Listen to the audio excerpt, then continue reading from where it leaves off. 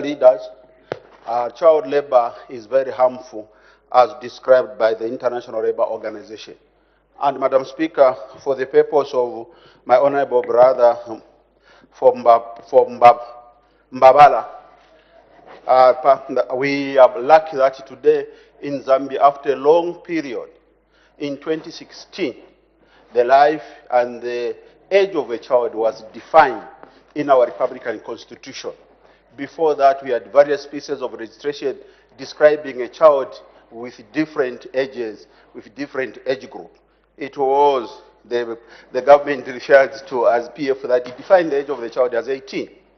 And of course, the Employment Code Act also defines the child at 18, but for the purpose of employment, a child is defined at 15, from the age of 13 to 15, where the permanent secretary in the Ministry of Education has to issue a statutory instrument. That's why in the report is emphasizing harmonization of a definition of a child. And Minister, as a committee and the stakeholders who are listening out there, must be very happy to hear that government in principle gave authority to Ministry of Labor to review the Employment Code Bill, and of course would want also to call upon the Ministry of Justice to call all the ministries that are dealing with the interests of the child to making sure that the registration that deals with the child are defined, so that a child is defined as it is in the Constitution of the Republic of Zambia, because the Constitution speaks to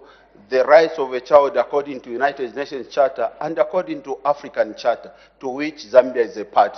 Madam Speaker, with those words, I want to thank all the debaters, those that have quietly debated and those that have given their voice to this important subject, and to making sure that we avoid politicking on the matter that cuts across the country that affects our children. With these words, Madam Speaker, I beg to move. Thank you. Thank you. Order, Honorable Member. I put the question. The question is that this House do adopt the report of the Committee on Youth, Sport and Child Matters on the report of the Auditor General on the government measures to reduce incidences of child labor in Zambia for the period 2018 to 2022 for the third session of the 13th National Assembly, laid on the table of the House on Tuesday, 28 November 2023. As many as are of that opinion say aye. Aye. Of the contrary say no. The ayes have it, and the question is resolved in the affirmative. The clerk will now read the orders of the day. The Defense Amendment Bill, National Assembly Bill number 12 of 2023, committee stage. The House will now resolve into committee.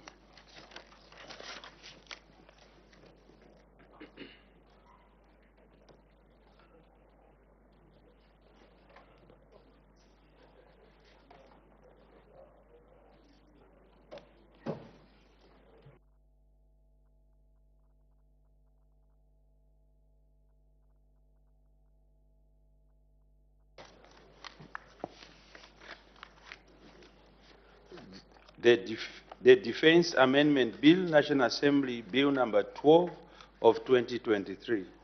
Clause 1, short title. Any debate and objection? Clause 1 is agreed to. Clause 2, amendment of Section 29. Any debate and objection? Clause 2 is agreed to. Clause 3, amendment of Section 30. Any debate and objection? Clause 3 is agreed to. Clause 4, amendment of Section 36. Any debate and objection? Clause 4 is agreed to. Clause 5, amendment of Section 37. Any debate and objection? Clause 5 is agreed to. Clause 6, repeal and replacement of Section 71. Any debate and objection? Clause 6 is agreed to. Clause 7, amendment of Section 73. Any debate and objection? Clause 7 is agreed to. Clause 8, amendment of Section 74. Any debate and objection? Clause 8 is agreed to. Clause 9, amendment of Section 75. Any debate and objection? Clause 9 is agreed to. Clause 10, amendment of Section 88. Any debate, any objection? Clause 10 is agreed to. Clause 11, amendment of section 95. Any debate, any objection? Clause 11 is agreed to. Clause 12, repeal of section 107. Any debate, any objection? Clause 12 is agreed to. Clause 13, amendment of section 116. Any debate, any objection? Clause 13 is agreed to. Clause 14, amendment of section 117. Any debate, any objection? Clause 14 is agreed to. Clause 15, amendment of section 134. Any debate, any objection? Clause 15 is agreed to. Clause 16, amendment of section 136. Any debate, any objection? Clause 16 is agreed to. Clause 17, amendment of section 137. Any debate, any objection? Clause 17 is agreed to. Clause 18, repeal of section 145. Any debate, any objection? Clause 18 is agreed to. Long title, any debate, any objection? Long title is agreed to. The bill will be reported to the House as having passed through the committee stage without amendment.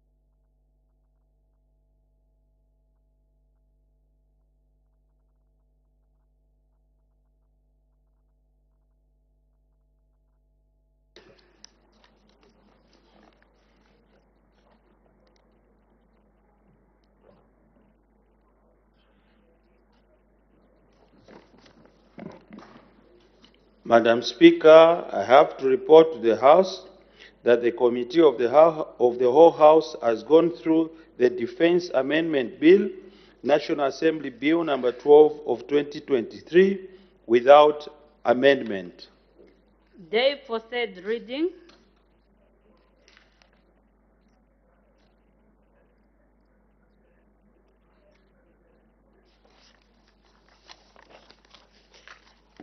Tomorrow, Madam Speaker.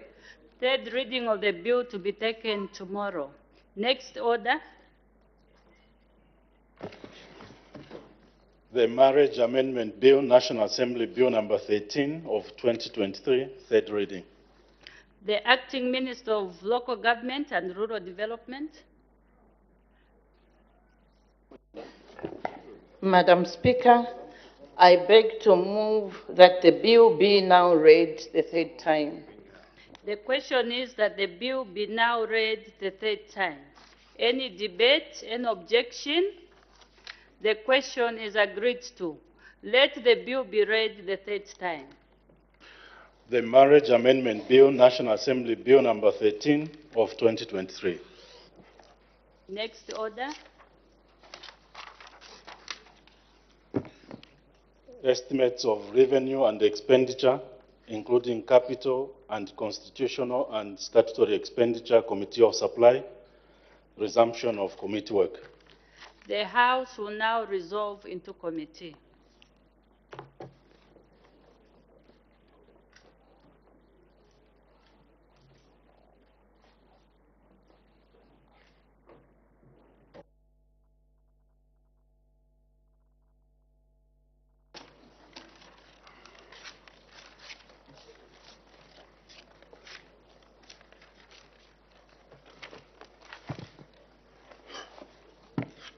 When business was interrupted on Friday, 1st December 2023, the Committee of Supply on the estimates of revenue and expenditure for the year 1st January 2024 to 31st December 2024, presented to the National Assembly in September 2023, was considering Head 45, Ministry of Community Development and Social Services, and Ms. Sabao, Member of Parliament for Chikankata, was debating. May the Honorable Member continue. Sabao. And let me make an announcement that this head was started on Friday, and 4 honorable members already debated, so a few will debate and will conclude.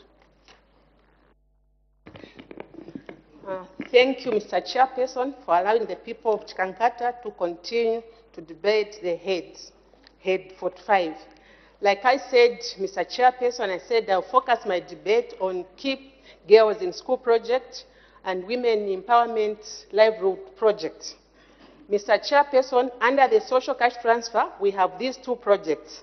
And the Keep Girls in School project is a transformational project which is there to help the free education of the New Dawn government.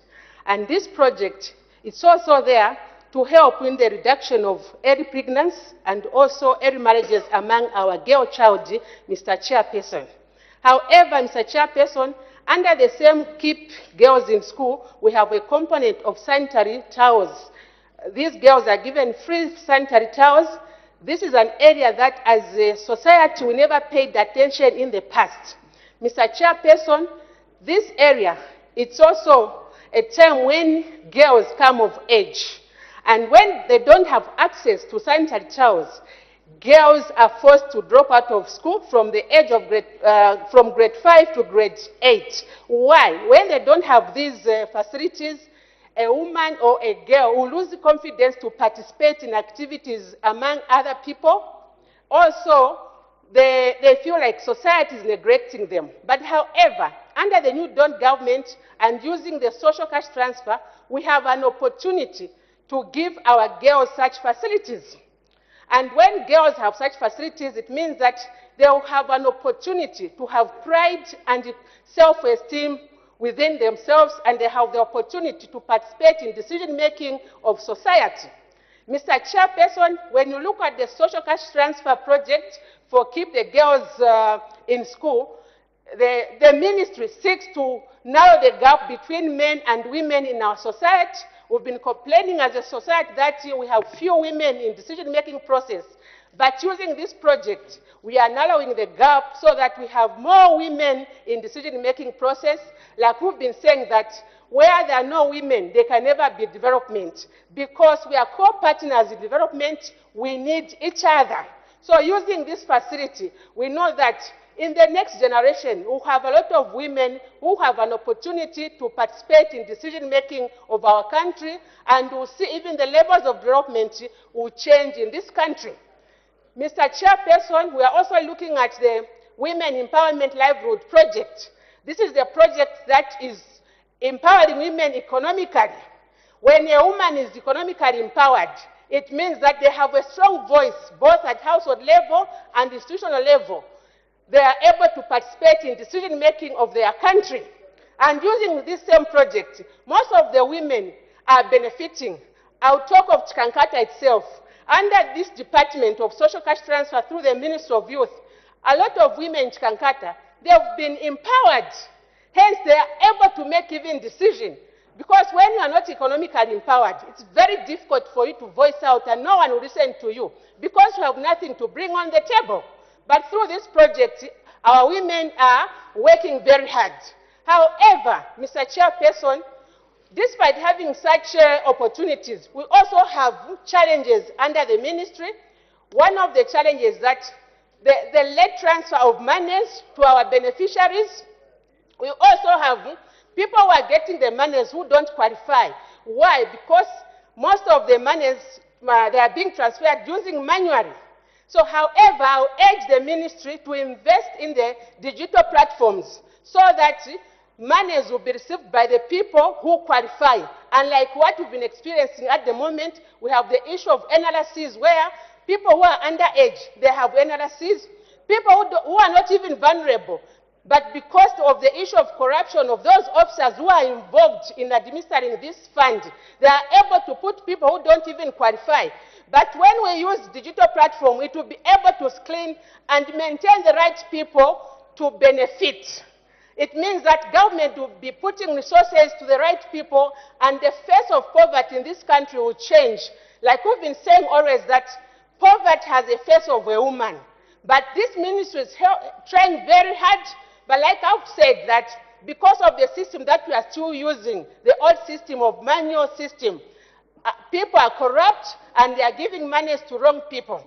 But I know that the ministers have already started trying to implement the digital platform, but not until it's 100% complete. That's when we will see the benefit of giving out social cash transfer, and the levels of poverty will reduce in this country. Mr. Chairperson, with these few remarks, I support this head's budget. Thank you. Mr. Samakaye.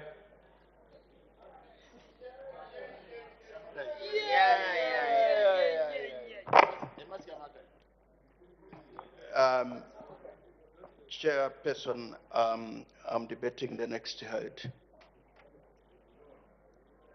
Mr. Chitotera. Thank you, Chairperson. Chairperson, as I support this head, I want to emphasize and appeal to the Minister for Community Development and Social Services that she is not the Minister for Social Cash Transfer, but a minister responsible for community development and social welfare, including the interest of the child. That the child department has moved from Ministry of Youth to your ministry. You must pay particular attention to the development, because the development of a child will tell what society will be tomorrow.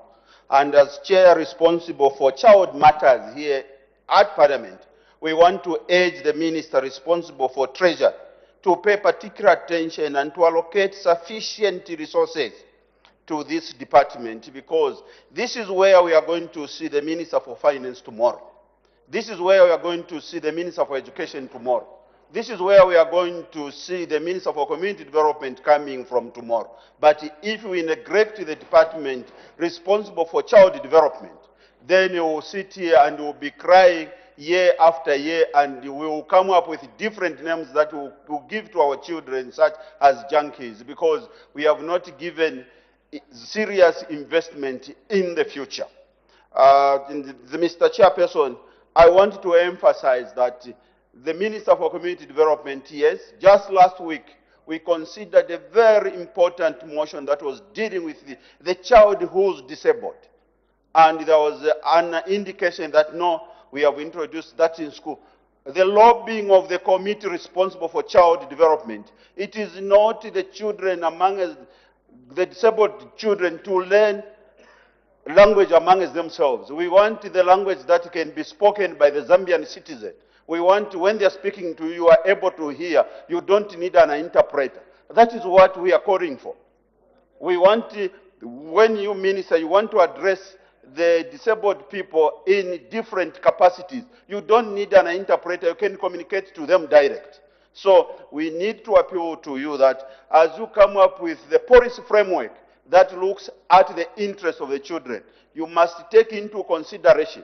When I was debating the motion, Chairperson, last week, I said, Zambia is for all of us. Imagine if tomorrow you have a president who's disabled in terms of language, and then you would want to communicate to the citizenry of this country. You don't need an interpreter. They must be able to communicate, and the citizen must be able to get what their president is saying. If you have a minister who's disabled in terms of the language, that minister must be able to communicate to the citizen, and the citizen must be able to hear the minister direct without the interpreter. That's why the investment we do today will have a bearing on the future of our children. This program was begun in 2012 when the late Michael Chirufya Sata introduced the bill responsible for people with special needs, and there were special consideration in that bill. The following year, in 2013, there was an introduction in curriculum specifically to deal with the children with special needs, that they can begin learning the language among themselves. Now we have reached a stage where we need to agree to say they should not just learn among themselves.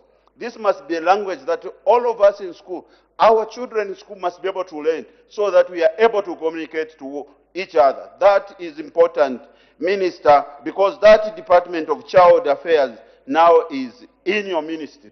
And I must emphasize that, yes, we've seen the increase, but the tragedy of certain programs, Chairperson, we come up with, are donor dependent. For example, Minister, If today the donors choose to withdraw the support to social cash transfer, and what will be your ministry?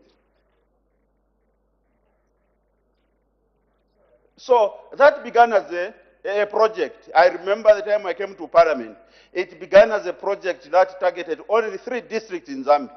It was Kalomo, Katete, and a district in Central Province. After that, because it began bearing fruits, it had now spread to all the country, and now it has become a program. But when you check your budget, where are you drawing the mandate as a ministry? Donor dependent. Is that the way you want to run your ministry? So I want to appeal to the Minister of Finance that as you allocate funds to the ministry responsible for community development, yes, let the donor component be maybe 20–30% so that 60–70% are local generated resources, because we may run a risk where if the donors tomorrow choose to pour out their support on social cash transfer, there will not be a ministry responsible for social protection, because we have lumped a ministry now. It's like a ministry of agriculture, it's a ministry of fishing. Today, the Ministry of Community Development is the Ministry of Social Cash Transfer, and that is a donor support program. So we must be able to begin thinking within ourselves and see how can we generate enough resources to support our own programs. I heard the honorable member previously, as they were debating the report, he brought in the school feeding program. Where did it was a donor support program. Once donors began withdrawing, a program began shrinking. So we must be able to think outside the box and begin to realize that at the Ministry of Finance, yes, I know it is very important, as I debated last week here, that unfortunately in Zambia we love sharing poverty. We don't want to create wealth before we go into social spending, but we want to increase on social spending without creating the revenues that generate to support the social spending. So I know the minister responsible for treasury is a difficult act that you need to balance between revenue generation and social spending, between investing in the ministry that you are creating resources and the ministry for social protection that are able to protect our own citizens from vulnerability, those that may be vulnerable to economic shocks. So I want to emphasize, Minister, that you have our support, but please make sure that you look at resources that are supposed to be channeled to important programs that develop your ministry. Because if we came to your ministry tomorrow, Minister, we said, no, the minister is in Wapra province for what program? For social cash transfer. The minister is in Western province for what program? For social cash transfer. The minister is in Southern province for what program? For social. When are you going to deal with other social protection? Is it a ministry for social cash transfer? So we want to make sure that as you come up with policies with your staff, you must have a generic and a broader view at looking at the functions that are mandated to you by His Excellency the President through the Gazette notice, so that you can look at all the programs that have a long-term effect, more especially as Chair for Youth, pay particular attention to child development. Chair, I support the budget. Thank you. Thank you. Mr. Taingwa, who will be the last, and the Honorable Minister will wind up. Thank you, Mr. Chairperson, for the opportunity that has been given to the people of Kabwata to add their voice on this important head. Mr. Chairperson, first of all, I want to state that we do support this head that is being debated on the floor of the House. Mr. Chairperson, allow me, first of all, to talk about social cash transfer. I do agree with the previous speaker who says that this ministry is not all about social cash transfer, but we'll be able to talk about other social responsibilities that have been given to this ministry. But however, first of all, let me talk about the issue of social cash transfer. I think the issue of social cash transfer does actually affect many Zambians, especially if you go to my constituency. We have a number of elderly women. I think there's need also for the ministry to start now building capacity, because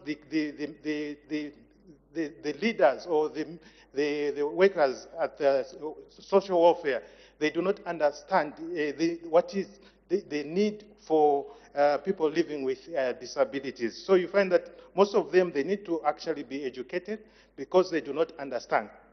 Again, on the issue of social cash transfer, we need to understand what has this social cash transfer done to the community? What impact has it caused to those that are using the social cash transfer? The other issue also that we need to talk about is the inclusiveness of a social cash transfer. Is the social cash transfer meeting actually its intended targets? What about accountability, Mr. Chairperson? Because what we have seen that is most of these monies that have been given out as social cash transfer, if you were to do an audit, you find that most of them are actually failing to account. But today, allow me to talk about a special group that falls under these ministries. And these are people that we live with in our communities, people with disabilities, the PWDs. Today, I want to speak for that person who was hit probably with a cryptococcal meningitis, and he has ended up losing his well-being. He's now a disabled person. And these are the people that we need to look at and ensure that we pay much attention to them. If you look at the PWD Act of number 6 of 2012, the Act stipulates a number of good things. It talks about equity. It talks about inclusiveness. It talks about a number of issues that the ministry needs to actually follow. But for this Act to be implemented, there are some certain things that the Act also has talked that there are other ministries that need to align themselves or to pass a statutory instrument. For instance, the Ministry of Education, they need to pass a statutory instrument so that they can include people that are living with disabilities. The Ministry of Health needs also to do that. The Ministry of Labor needs also to do that. Ministry of Transport and Communications, they also need to pass a statutory instrument that we can see how best we can cater for our colleagues who are living with disabilities. Because these people that are living with disabilities, if they are not taken care of, Mr. Chairperson, I don't think if we will have a nation that will be proud that we are looking after our people with disabilities. Today I want to say that disability, Mr. Chairperson, is not shared. And that's the reason why when you are giving out social cash transfer, you need to understand that if there are a couple that are both disabled, there is no way that you can say only one person should receive. Because what I understand is that disability is not shared. So people with disability should receive. And we should actually even go a step further to see how best we can even look at introducing what we call, in other countries, they have introduced a disability allowance. Let's allow these people that are living with disability to start getting a monthly allowance. We only have a population of almost 7% of the Zambian population, which is about 1.4 million people that are living with disability. And I think that we can actually help them to start now getting a monthly allowance every month. Mr. Chairperson, also, what I want to talk about is the issue of also inclusiveness. When it comes to employment, people that are living with disability, they are never considered. Look at the adverts that you actually speak to people that are being employed. The Minister of Education, Minister of Health. These adverts, they do not speak to people that are living with disability. I think we need to find a common ground where we can start including or incorporating people that are living with disabilities. Today, if you want to employ a person that lives with disability, that person has to have a number of qualifications. And that's what we are talking about, that the people that are living with disabilities, they need to be taken care of. Let me also talk about empowerment. Under the CEEC, I think there is need also that the people that are living with disabilities, they should also start now giving us statistics of how many people that are living with disabilities have benefited from these empowerment programs that we have. We need to start having statistics so that the people outside there, they can start appreciating that this government does actually care for the persons with disability. Mr. Chairperson, allow me, as I conclude, to say that without without the government taking care of the people that are living with disability, we're going to create a serious time bomb. We don't want to start seeing people living with disability now becoming junkies because the ministry has failed to look after them. I think there's more work that we need to do, especially when it comes to people that are living with disabilities. With these few comments that I've made, Mr. Chairperson, I want to say the good people of Kawata, they do support this aid. The Honorable Minister of Community Development and Social Services to wind up debate. Chairperson, let me thank all members of this August House who contributed to the debate on the Ministry of Community Development and Social Services 2024 budget. I can assure you, honorable members of parliament, that your contributions will be considered in the implementation of all social protection programs. Chairperson, I want to talk about the growth of the ministry. Yes, indeed, that ministry is called Community Development, and we have not taken that aspect lightly. Chairperson, last year, 2022, we reintroduced winter cropping. So that means that our farmers, poor, vulnerable farmers, are able to plant and harvest twice a year.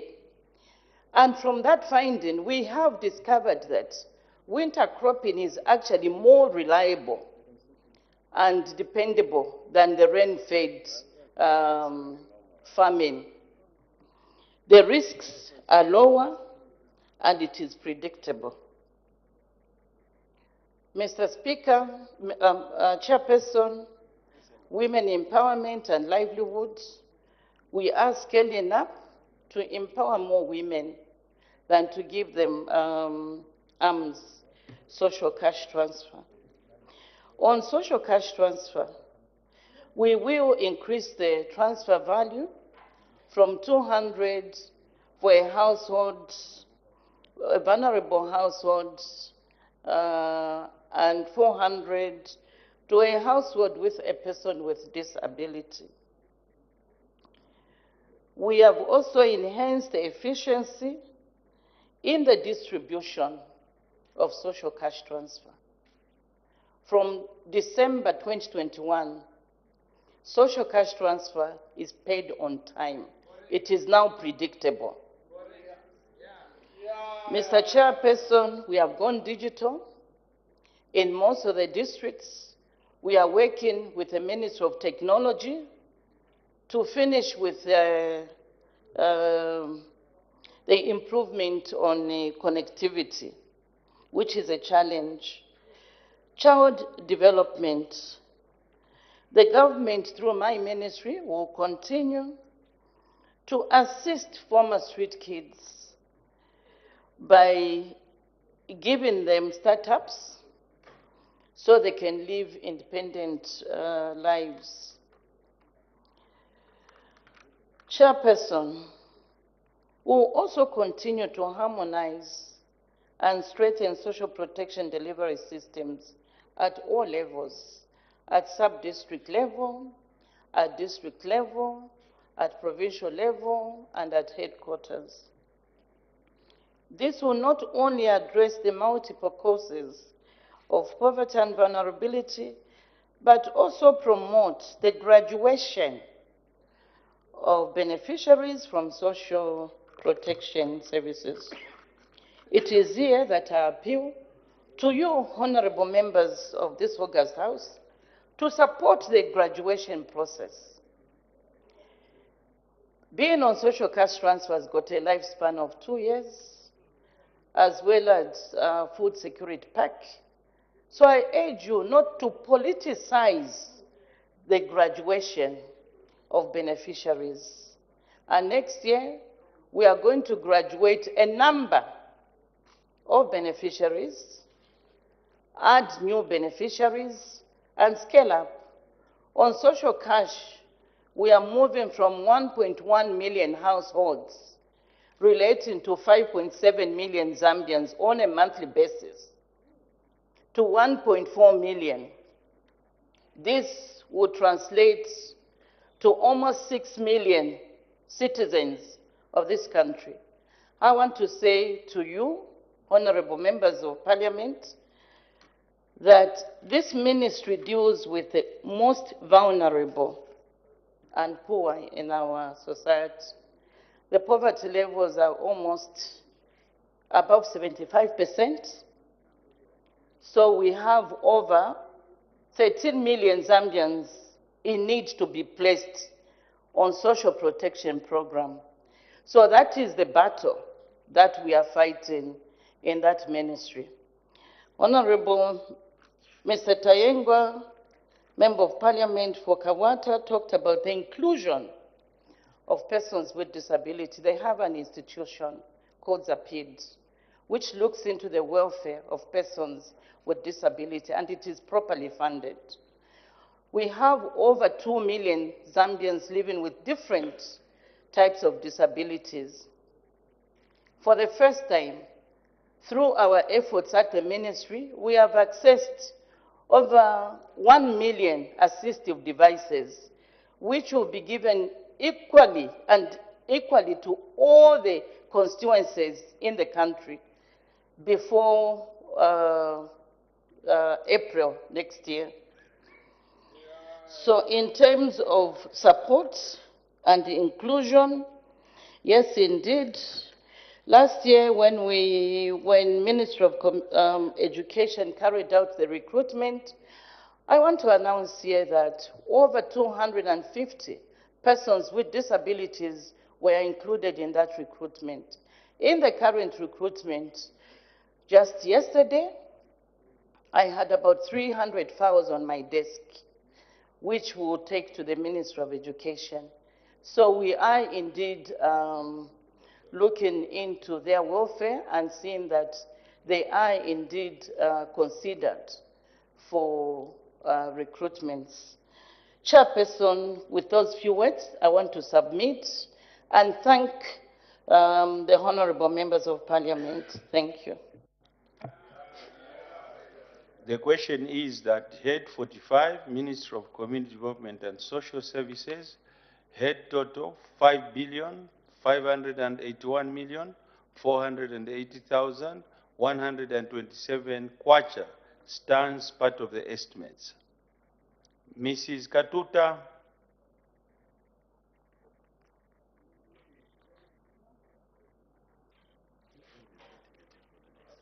Thank you, Mr. Chairperson. Actually, I needed to debate, not to go through the budget. Otherwise, I was just wondering the hypocrisy on the floor of the House when we rejected the most progressive motion. Today, we are talking about people living with disability. It's quite disappointing. Thank you, Mr. Chairperson. Honorable Member, at the time we were closing debate so that the minister should respond, you were not in the House. You came and indicated. So we can't keep dancing to your tune, Honorable Member. Dr. Mwanza. Thank you, Mr. Chair. Minister, I refer you to page 452 on the social assistance, table 4. Here, the total transfer value for the social assistance in terms of social cash transfer is page 452.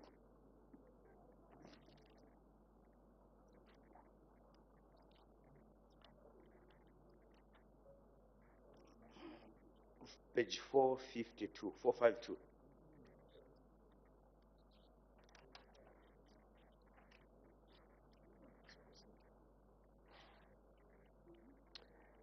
Yes, table 4.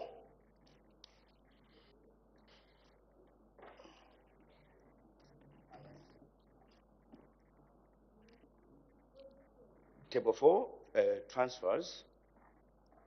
So This transfer is to a value of 4.1 billion kwacha, translated as in a social cash transfer, with the GRZ contribution of 2.9 billion kwacha, and a social cash transfer of donors support of 1.2 billion. My point of clarification, which I want to seek, is that the 1.2 billion kwacha, which is going to be, which a donor is supporting, is this a loan or a donation? As per the word here, donor, because when I look at page 450, which is table 3, World Bank is giving a loan of 1.2 billion kwacha. But in table 4, we are indicating that the 1.2 billion kwacha is coming from a donor. Is this a donation or is it a loan? If it is a loan, then what measures are we putting in place that the transfer of these funds will be affected or not? I thank you. The Honorable Minister of Community Development and Social Services to respond.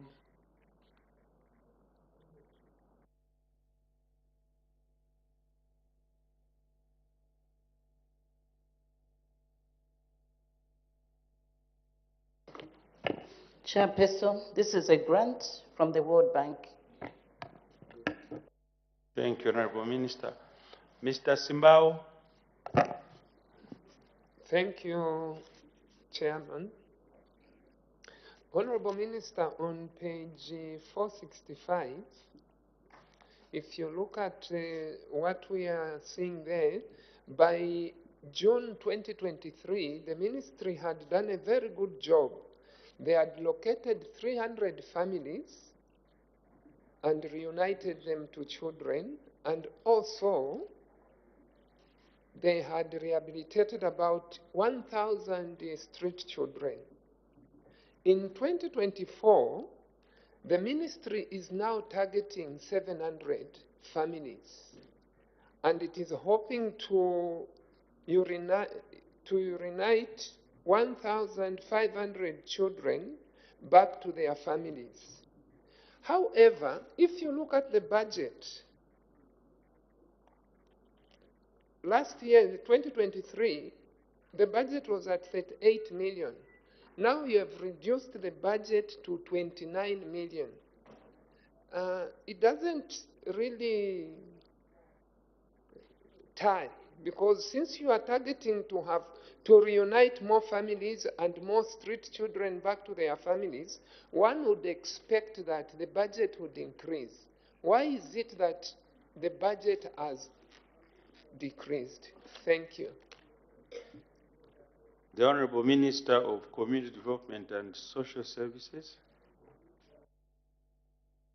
Thank you, Chairperson. During my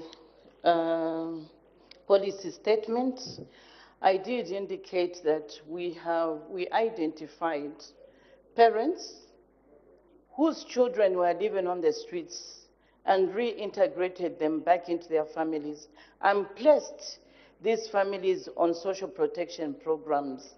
I talked about a single window, a cash plus agenda, which was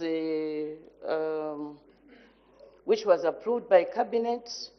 So you can see that the stress is not on child welfare department and development, but because these parents who are in the habit of sending their children on the streets have been placed on other social protection programs in the ministry. So there is no need to stress this department. I submit.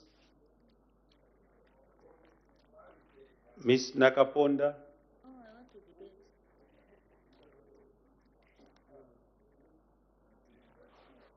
I want to debate tourism.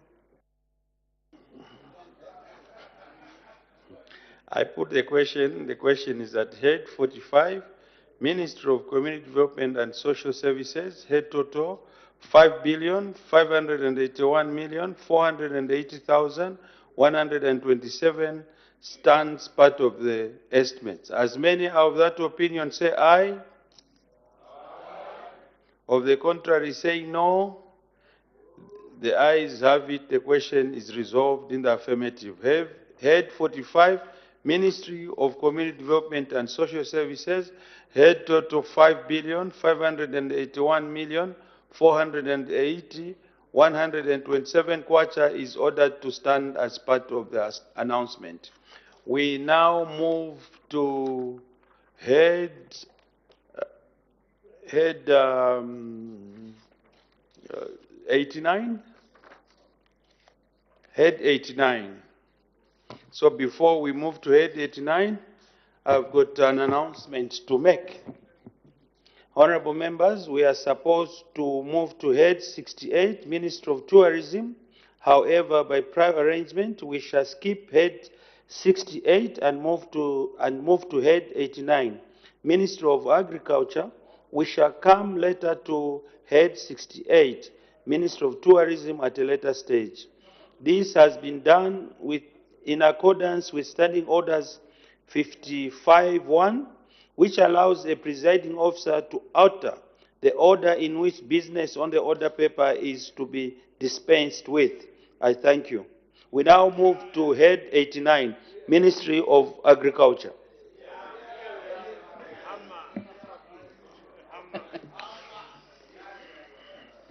Head 89, Minister of Agriculture, General Policy Debate. The Honorable Minister of Agriculture, Policy Statement.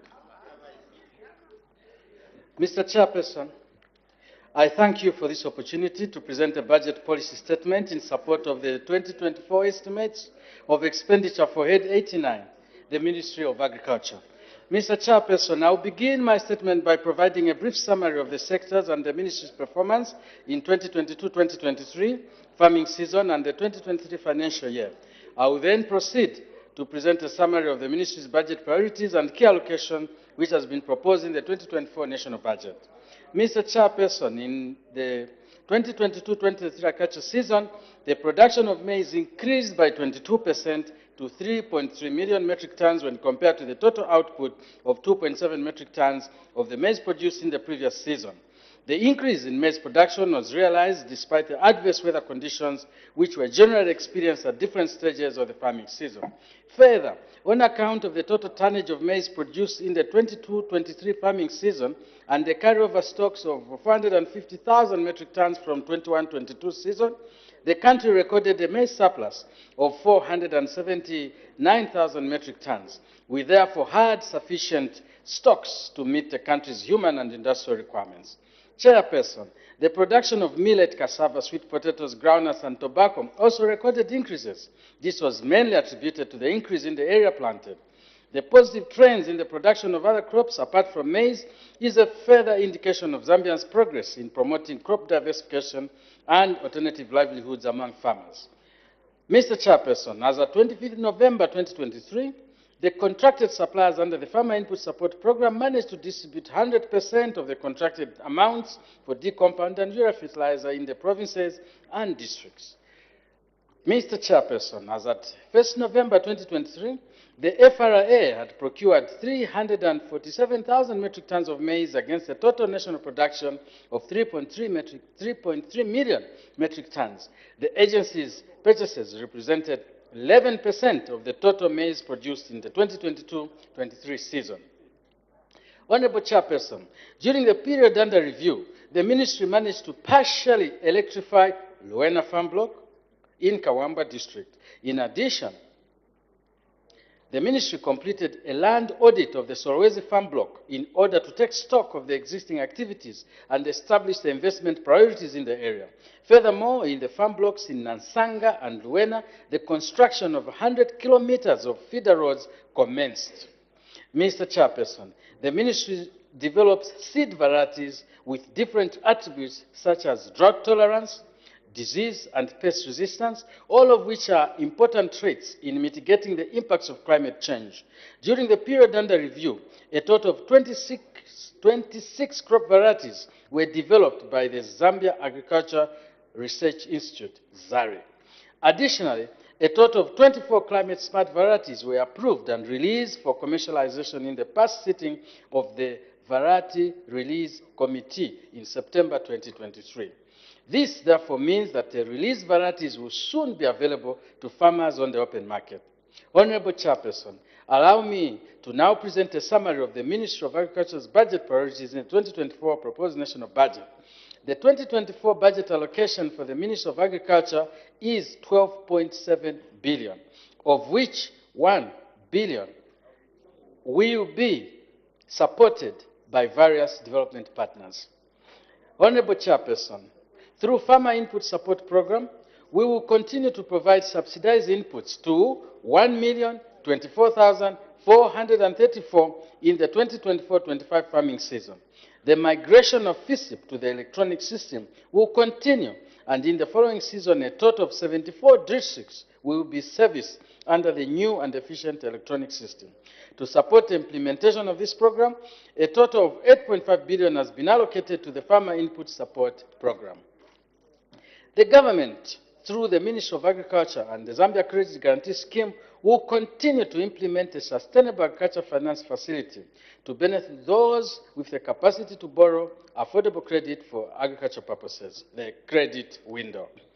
It must be noted that the credit window was introduced to supplement the Farmer Input Support Program.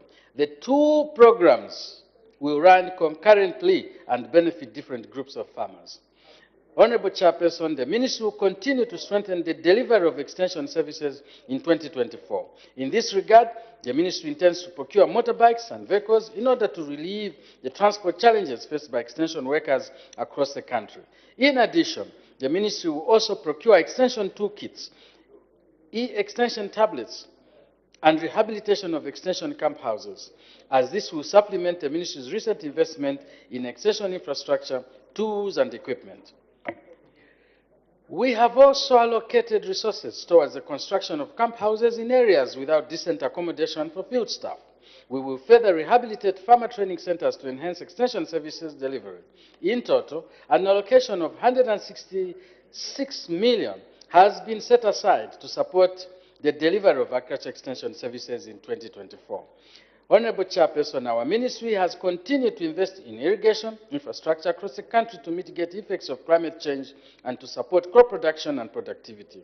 In next year's budget, a provision of 645 million has been allocated to irrigation development with the support of development partners. These resources will be used to complete remedial works at the 8 irrigation dams in Luapula, northwestern, western, southern, and eastern provinces. The funds will also be used to construct 3 small dams and 1 medium-sized dam in selected districts. Honorable Chairperson, also in 2024, a total of 299 million has been allocated towards the rehabilitation of 300 kilometers of roads in Shikaweta, Nansanga, and Luena farm blocks, and 10 bridges in selected farm blocks across the country.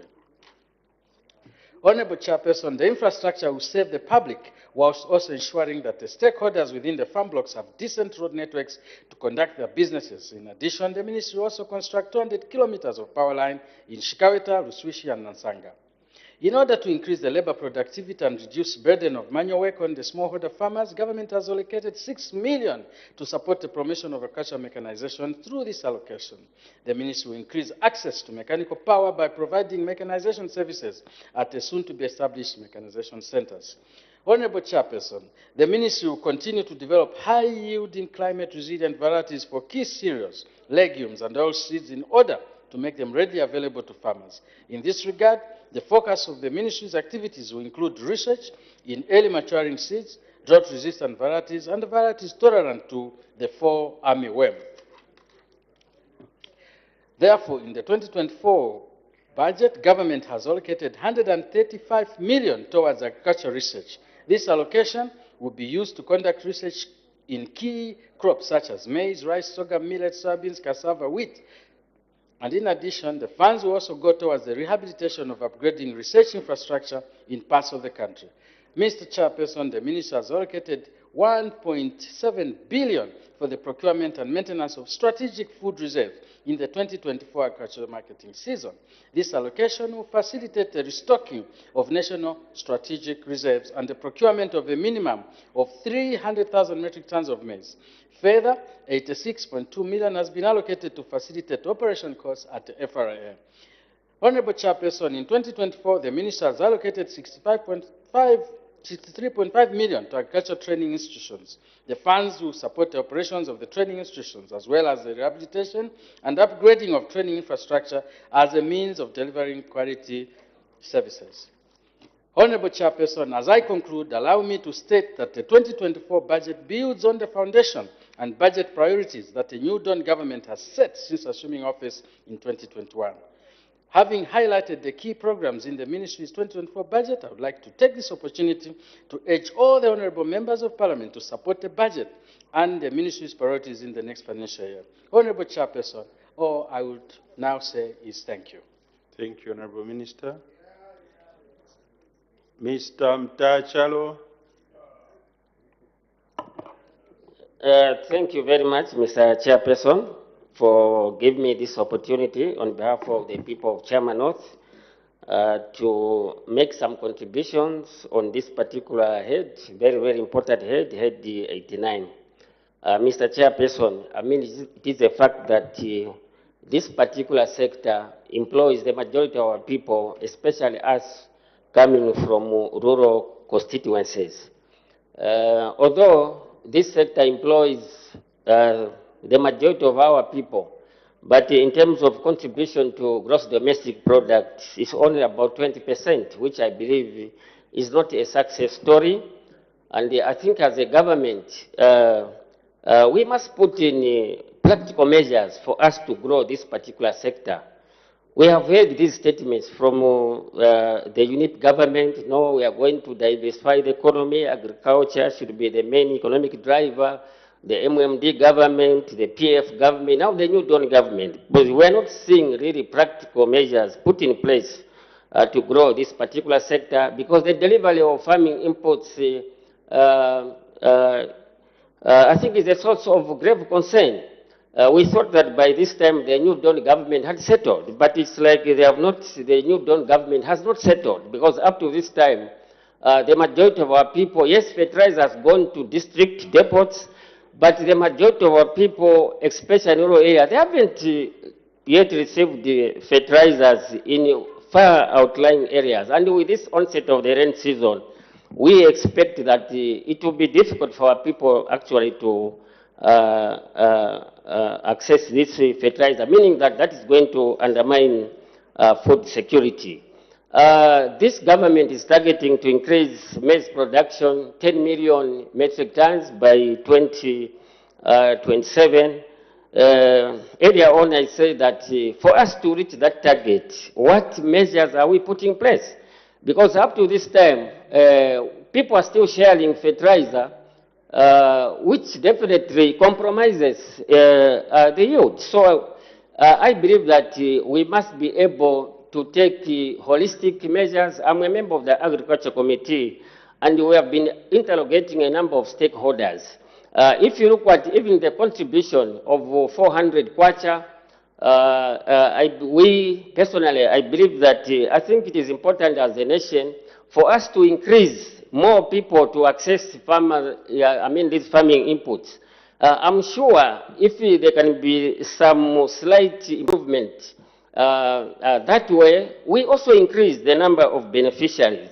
That way we'll be moving forward for us to increase agriculture production. Mr. Chairperson, I think Zambia is well positioned. To me, I feel that it doesn't act well for this country not to seize an opportunity. The region is looking for maize, even beyond the region. But why are we not increasing maize production? We are sending soldiers in borders. We are implementing maize export bans. And according to experts, this country is losing more than $3 billion because of these bans. Surely, if there is an opportunity outside there, why don't we increase maize production than ourselves imposing these export bans? I believe that we're just killing our country. We must increase maize production. Surely, ZNS, even people lose their lives because someone wants to go and sell a bag of meal across the border. Why don't we increase maize production? People can easily go to Congo, go and sell a bag of maize. They pay tax to the government. Then we are calling them smugglers. When we have got an opportunity, surely as a nation, today Africa is fed from Russia and Ukraine. I believe that, I think as Africans, we are endowed with abundant natural resources, but why are we failing to exploit this potential? Mr. Chairperson, I also moved the private member's motion, which is the New Dawn government should have taken advantage. I propose that let's transform the food reserve agents so that the FRA, instead of it just buying maize for strategic reserves, it can also be used as a vehicle to secure a lucrative market for small-scale farmers in Chama, Shangombo, who have no capacity to secure these markets. It is the big guys who go to Chama, Shangombo and buy maize at a very cheap price because they take advantage of our farmers, especially when they are harvesting. People are buying 50 kg of maize at 60 kwacha. And then they go across the border, they go and sell at 700 kwacha, 600 kwacha.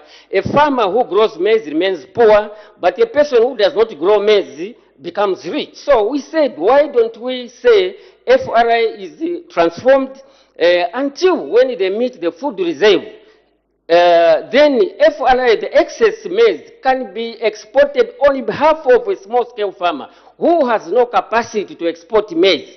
Because currently the small-scale farmer has no capacity. So I think as a nation we must be looking in that direction. Mr. Chairperson, if you look at the budget for FISIP and FRA, it's too huge, beating the infrastructure.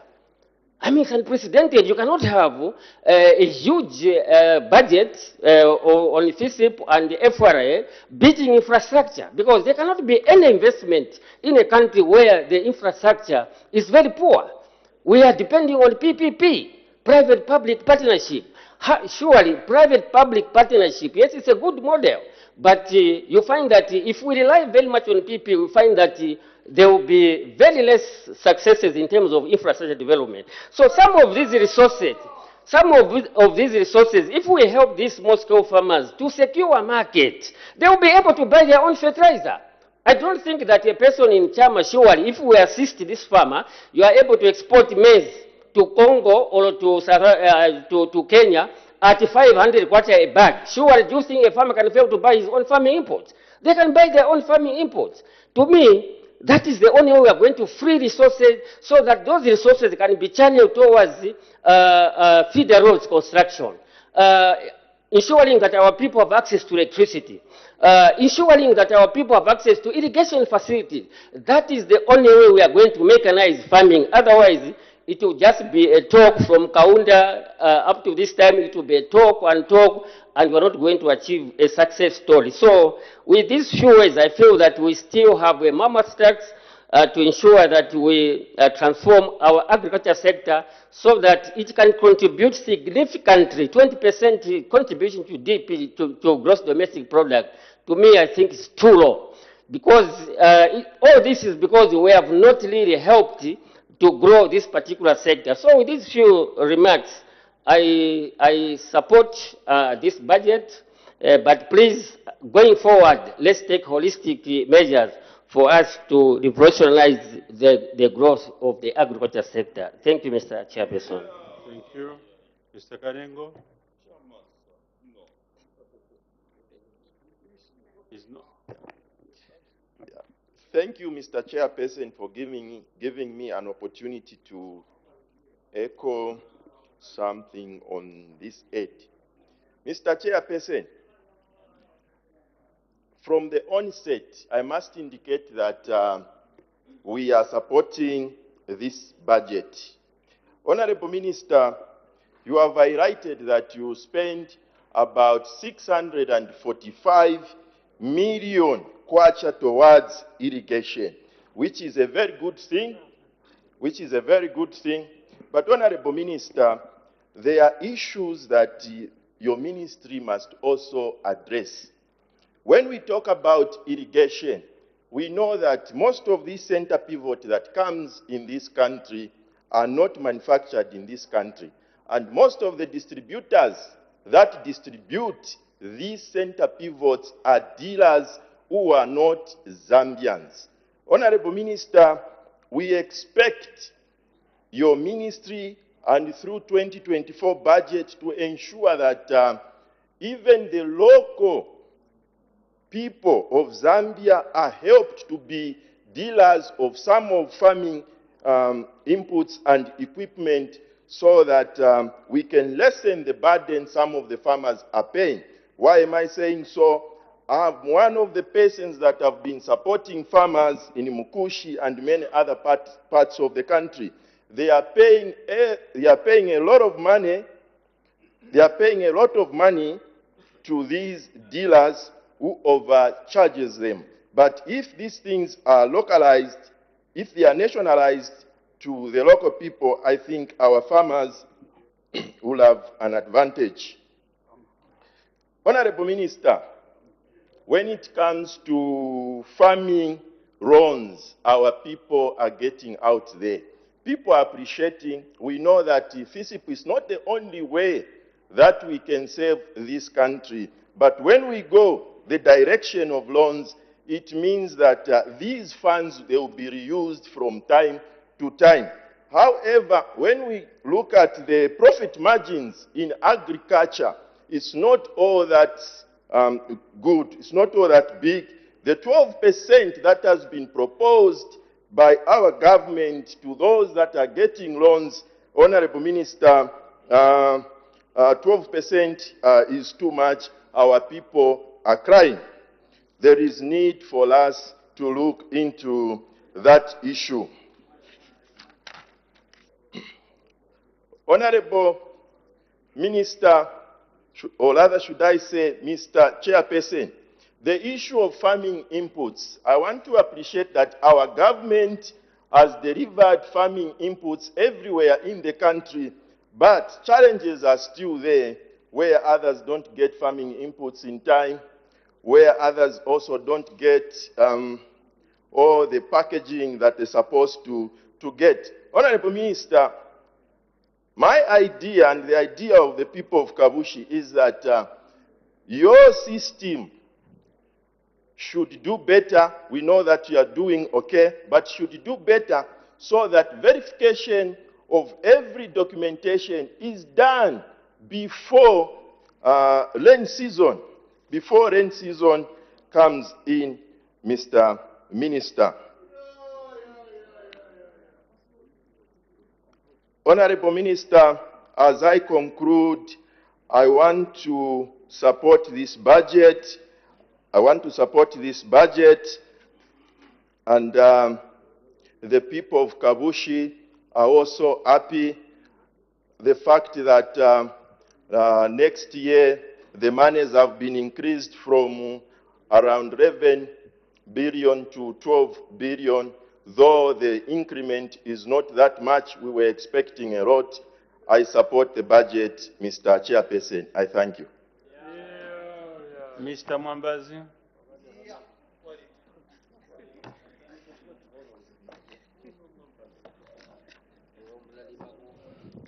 Thank you, Mr. Chairman, for allowing the people of Bwanamkubwa to debate on this budget. First and foremost, let me thank you, the Honorable Minister, for the policy statement which he has given for this head. Mr. Chairman, from the onset, let me say that I support this budget, but however, I've got certain issues which I would like to bring to the attention of the ministry.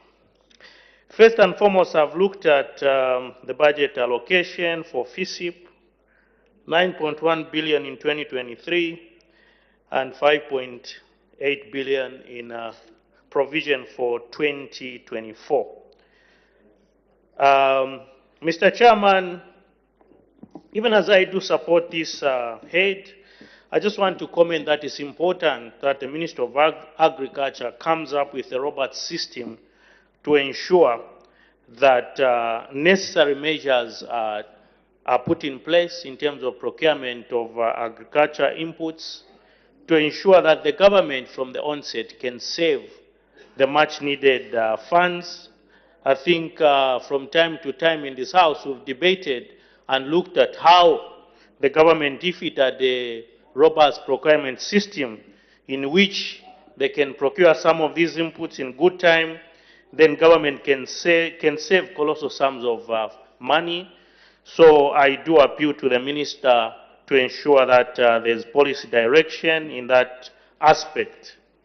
Let me proceed to issues of infrastructure, because as we plan, Mr. Chairman, even to increase the harvest, then how do we store the grains? It's important. We've got a lot of sheds dotted around the country, which was being constructed by a company called ADAS. I think it's important that we streamline that process and push to the fact that some of those facilities are completed in due time, so that the Zambian people, even as the government intends to store these grains, they are stored in good facilities and the crop does not go to waste. Because this grain, if you look around the region, I think Zambia from last farming season, we were the only ones with adequate crop, in which other neighbors came to lobby to buy from us. So it's important that we ensure that those facilities are looked into and are completed in very strategic areas, as it were, because they were rolled everywhere in the country. Let me proceed to look at agriculture crop production advisory, in which there has been a reduction. I think, Minister, I need to clarify, because it's important that we proceed to advise our various farmers and also to ensure that crop production through our facilities under the Ministry of Agriculture is enhanced. But the reduction from 474 million to 283 million, I think we need to be told what has necessitated this reduction to that effect in order for us to understand how and where the Ministry of Agriculture is directing itself. I've looked at provincial administration, provincial agriculture coordination, as well as DACOs. Yes, for DACOs there's a minimal amount, which is 14 million, increasing from 14.6 to 14.8. Minister, let me bring to your attention that if you look at the district agriculture officers as well as provincial agriculture coordination, that's where we have a lot of queries and issues emanating from.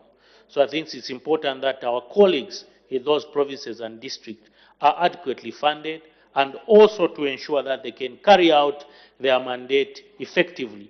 If you look at the headquarters of the Ministry of Agriculture, yes, there are some accountability issues, but mostly they are culminating from our districts as well as our provincial agriculture coordination. So it's important. For provincial, I think it's still okay, because there's been an increase from 447 million to 538 million.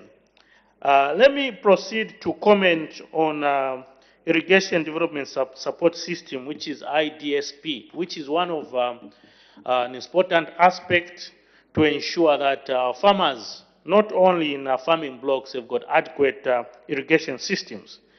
There's a provision of 153 million in 2023 to 233 million. Minister, if you look at this line, we've had a lot of challenges in most of the dams which were being constructed under the Ministry of Agriculture, a lot of glaring accountability issues. It's important that as we proceed to implement some of these projects, we ensure that we adhere and push our colleagues in these departments that they follow the stipulated guidelines and standards so that we can achieve that we want to achieve, to ensure that our Zambian people are saved, especially our farmers outlined in those areas, to ensure that we have sustainable and also food security in those outlying areas where we need to do some of these irrigation systems. Strengthening climate resilience and agricultural livelihood in agro-ecosystem in Zambia. This is an important aspect. We are grappling with issues of climate change, so it's important that the ministry, through their various research programs, they ensure that our farmers are sensitized, our farmers are taught on some of these important aspects, even in terms of growing some of these crops which are climate resilience, in terms to ensure that they have adequate food security for the country, and also they're well abreast with the happenings in terms of climate change to that effect. As we speak now, Minister, as we proceed, we've got, we're grappling with heat, and we don't know what is before us to ensure that we've got adequate food security in this country. So it's important that some of these programs are implemented fully to that effect. Cashewnut Infrastructure Development Project, I haven't seen the allocation. This is one of the other thorny areas which we need to look at and ensure that we clean up as we proceed with that very important project of cashew nuts in the western province of the parts of Zambia. Mr. Chairman, with those few remarks, I want to thank you, and I support this budget. Thank you. Mr. Chanda. Thank you so much, Mr. Chairperson. Mr. Chairperson, for starters, we would want to stand with the people of Chingola and everyone affected by the accident as we've seen it, and our prayers go to all the affected families. Mr. Chairperson, allow me to also report that I intend to report the Minister to RATSA for cruising in his speech. That was supersonic speed, and we hope that the Minister will bear with us, just in case we've misunderstood one or two things. And we hope that RATSA has taken judicial notice. Mr. Chairperson, we believe that the 10 million metric tons is doable by the year 2027. We believe that is very doable. But this is also going to call for pragmatic steps by the ministry to be taken. And this is what we must do, because this country has what it takes to produce the sort of quantities the minister was making reference to by the year 2027, even beyond, in order for us to satisfy the domestic market, but as well as speak to the export markets. My colleague, Mr. Mtachalo, spoke to the issues around smuggling, and I do not want to belabor the point, except to say that we haven't paid the desired attention or deserved attention to mechanization as a country, and I think even under this budget, we could still do more in terms of us promoting and supporting mechanization. Mr. Chairperson, we want to submit that the construction of agricultural sheds and grain banks ought to become part of the ministry's policy in this regard. This is very important, especially for rural communities and newly created districts and constituencies such as the one I represent, the people of Kanchibia. Our people have to cover distances of over 150 kilometers to go and fetch their agricultural inputs from the nearest agricultural shed in Impika. We can do this closer by bringing this closer to where the people are. Mr. Chairperson, allow us to also submit that if agriculture is going to be a business, if agriculture is going to add the value it must bring to the GDP, we must take bold decisions, decisive steps to allow for the credit window, Honorable Minister, to grow and subdue the FISIP. We must be very courageous about where we want to take this particular sector. and one of it must be to allow the credit window to grow and subdue FISIP. That is the only way that agriculture is going to make sense in this country. But you see, the challenge, Honorable Minister, is that for as long as we allow the politicization of the sector, as opposed to us commercializing it, we'll still be trapped in the fears and the political rhetoric, and this will also inhibit us from doing what is right for this particular sector. The people of Kanchvia are ready for the credit window. We want to grow, and we want to sell, and we want to pay back. And so we must be able to take these bold steps, because we all agree that the purposiveness behind FISIP has not been actualized. It's a notorious fact respective regimes have faced, but we have refused to face this problem head on. When the late President Mwanawasa, introduced FISIP, the idea was that our farmers would graduate at one point. This has not happened, and may the soul of late Minister Sikatana rest in peace. What is it that we're doing to ensure that we rectify this particular problem? Clearly, the monies we keep pumping into FISIP every year is not sustainable and does not make business sense. So we must be able to rethink FISIP, and let's allow for the credit window to grow and eventually subdue FISIP. That is our submission, Honorable Minister. We also want to say that for a place such as ours, Kanchvia, the mainstay of identity, the mainstay of economic identity activity for our people is agriculture. We are going to support what is required to ensure that our people have sufficient inputs, that there is mechanization for our people, and we would wish to submit to the ministry that we do not understand, even under the 2024 CDF allocation, why the Ministry of Agriculture did not fight for a slot that our farmers could even be given mini irrigation kits, mini tractors, mini planters under the CDF allocation. Honorable Minister, to report to you, the people of Kanchvia are working with your office at district level. We have moved the entire grant allocation under CDF to be administered by the DACO and targeting the agricultural camps in their respective areas. 400 farmers are going to benefit, each one of them growing 2 limas. We expect that each one of them will produce 50 bags, and they should be able to make about 14,000 kwacha come next year. Of that, we are telling them that can you commit 50% minimum to procure inputs for the coming agricultural season.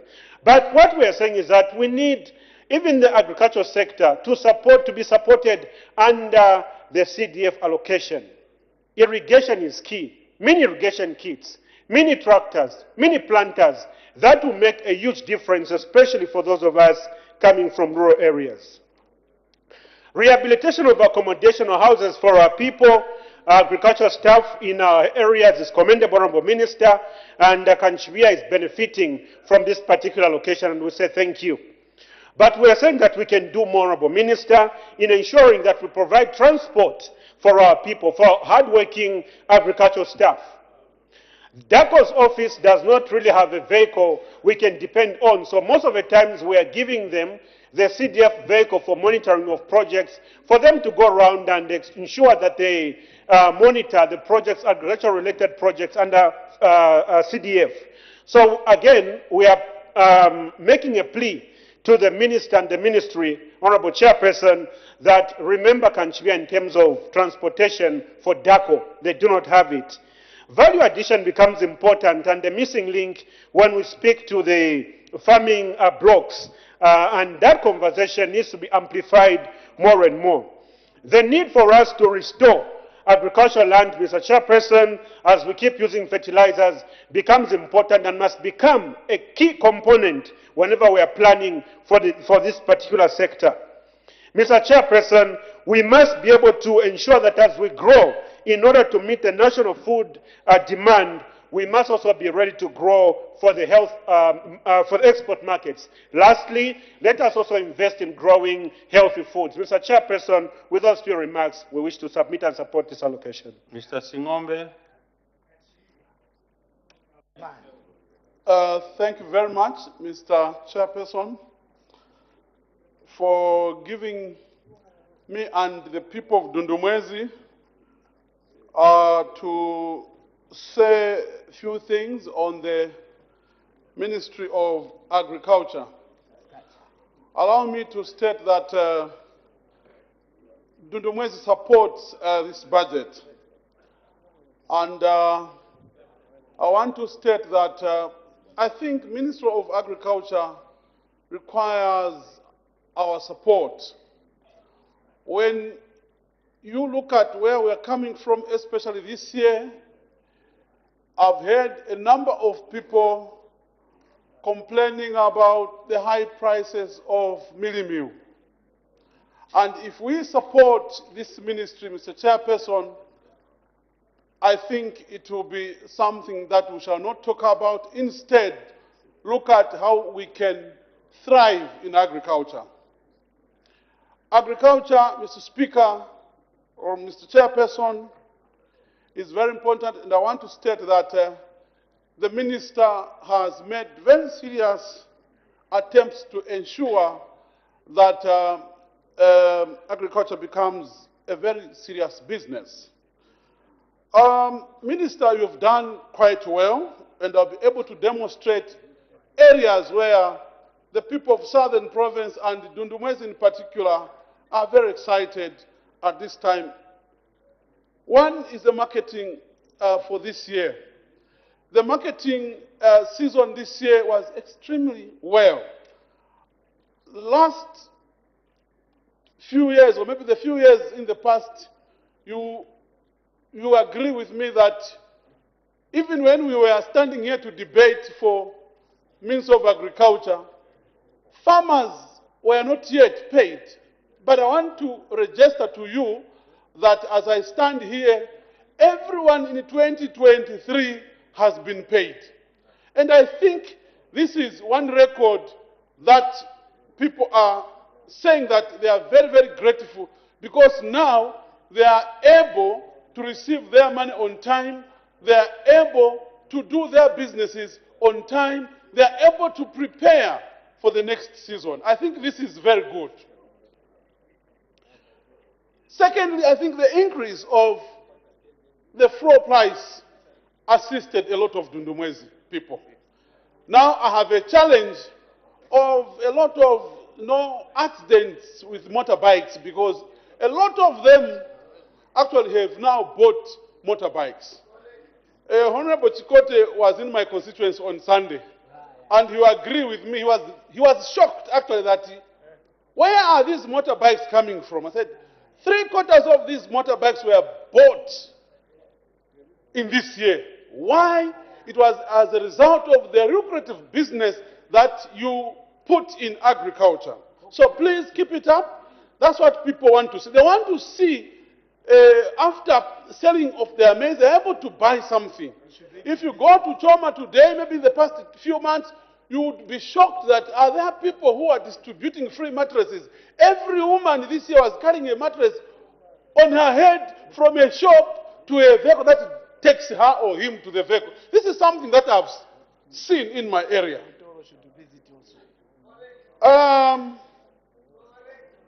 What do we want to see in this coming budget, Honorable Minister?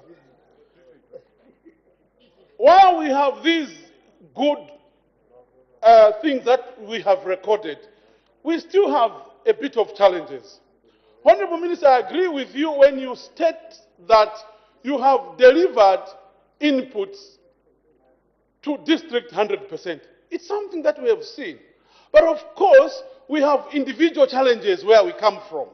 And I think it's now upon us, members of parliament, to take up this leadership role to ensure that together with our DACOs, these inputs get to the farmers on time.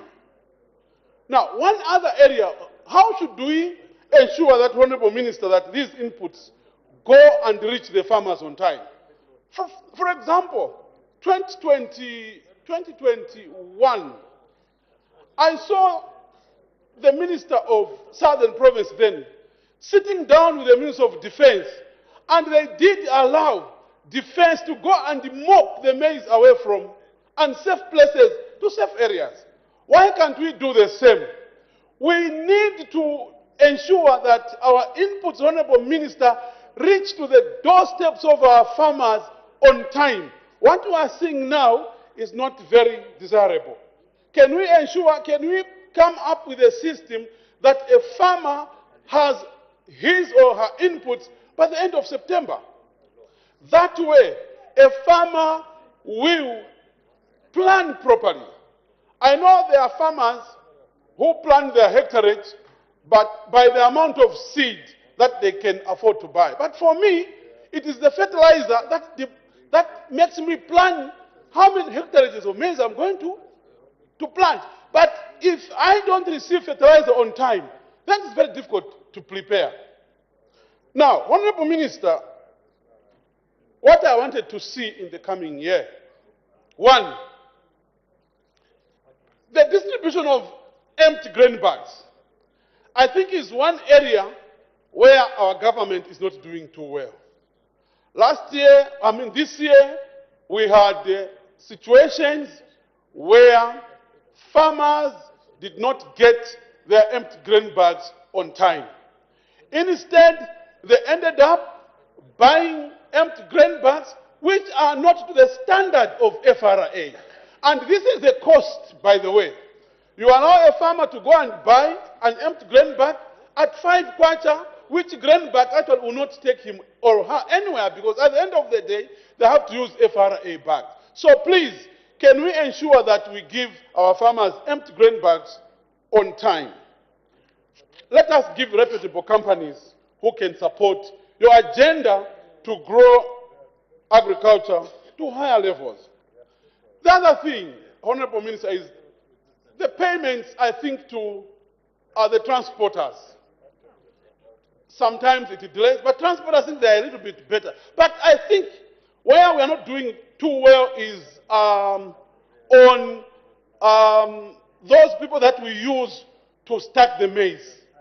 Those people are among the most poorest people in our communities. And the only way that they can get a bit of money is by ensuring that they take a 50 kg of maize on their head to about 20 meters height. Why don't we go back to the Kaunda era where, Honorable Minister, we used to see stacking machines? What has happened to those? If we are to improve, if we are failing, Honorable Minister, to pay those people who stack maize, then we should ensure that we go to towards buying the stacking machine. Please, check. Why don't you also improve? Order, the time is up. Mr. Nyambose. Mr. Chairman, I thank you very much. While he's...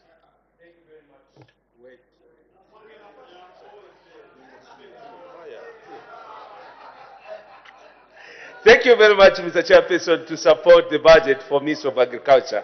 I support the budget in totality. Chairperson, any economy to grow, you need to depend on the SMEs, small and medium enterprises. Same as agriculture. If you neglect the subsistence farmers, you cannot grow the economy. You cannot talk about agriculture.